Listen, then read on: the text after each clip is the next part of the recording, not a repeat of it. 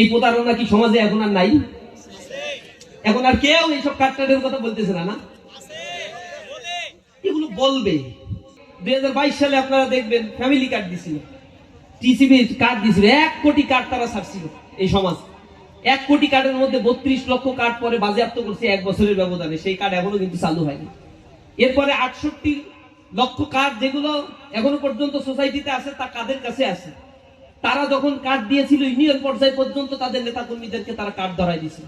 নেতা কর্মীগুলো এই কার্ড আবার বিক্রি করছে, আবার নিজের মা বোন ছেলে মেয়ে আত্মীয় স্বজন পাড়া প্রতিবেশী নিজের নাম 4 বার নিবন্ধিত করে এরপরে এই কার্ডগুলো রেখে গিয়ে ইচ্ছা মতো তারা কার্ডের বাণিজ্য করছে।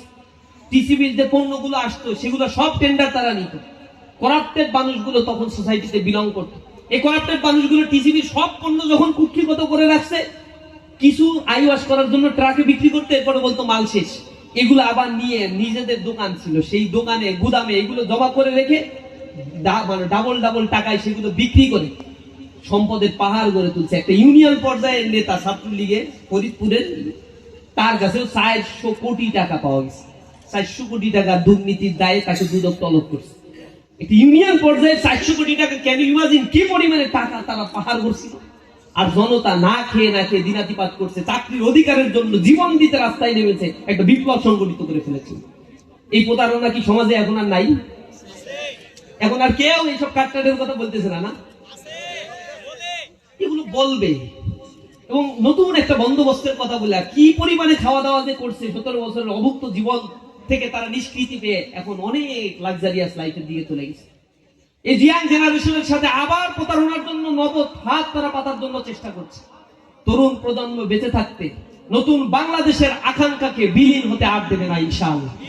রাজপথে যখন নেমেছি আমরা, সকলের দৃষ্টি যতক্ষণ পর্যন্ত লাল সবুজের পতাকাকে খামচে ধরার জন্য চেষ্টা করবে, আমাদের রক্ত বারবার কথা বলবে ইনশাআল্লাহ। আমরা জেগে আছি, আমরা ঘুমাই নাই। দেশের স্বার্থে ঐক্যবদ্ধ বাংলাদেশ গড়ে তোলার জন্য, সমৃদ্ধের বাংলাদেশ গড়ে তোলার জন্য, দুর্নীতি মুক্ত একটি বাংলাদেশ গড়ে তোলার জন্য, ইনসাফের বাংলাদেশ প্রতিষ্ঠার জন্য তরুণ প্রজন্ম জাগ্রত অবস্থায় ভূমিকা পালন করবে ইনশাআল্লাহ। আমাদের দেশে এখন চলছে ডেমোগ্রাফিক ডিভিডেন্ড, তারুণ্যের জয়গান চলছে। 65% মানুষ হচ্ছে বাংলাদেশে বর্তমানে কর্মক্ষম। এই সুযোগ পৃথিবীতে যে জাতি পেয়েছে, সে জাতি উন্নতির স্বর্ণশিখরে আরোহণ করেছে। আমাদেরকে মাসি পিসির ঘুম পড়ানো, মাসি পিসির গল্প শুনিয়ে ঘুম পাড়িয়ে রাখা হয়েছে। আমাদের জাতিকে কর্মক্ষম করা হয় নাই, আমাদের শ্রম শক্তিকে কাজে লাগানো হয় নাই। আমাদেরকে দিয়ে ব্যবসা বাণিজ্য করানো হয়েছে, আমাদেরকে নিয়ে ব্যবসা করা হয়েছে, পণ্য না। আমাদেরকে একজন নেতার পিছনে ঘুরিয়ে 2-4 পয়সা ধরিয়ে দিয়ে সন্ত্রাসের স্বর্গরাজ্য বানানোর জন্য চেষ্টা করা হয়েছে। যখন আপনি চাকরি পাবেন না, তখন চাকরির জন্য তো নেতার পিছনে ঘুরতেই হবে।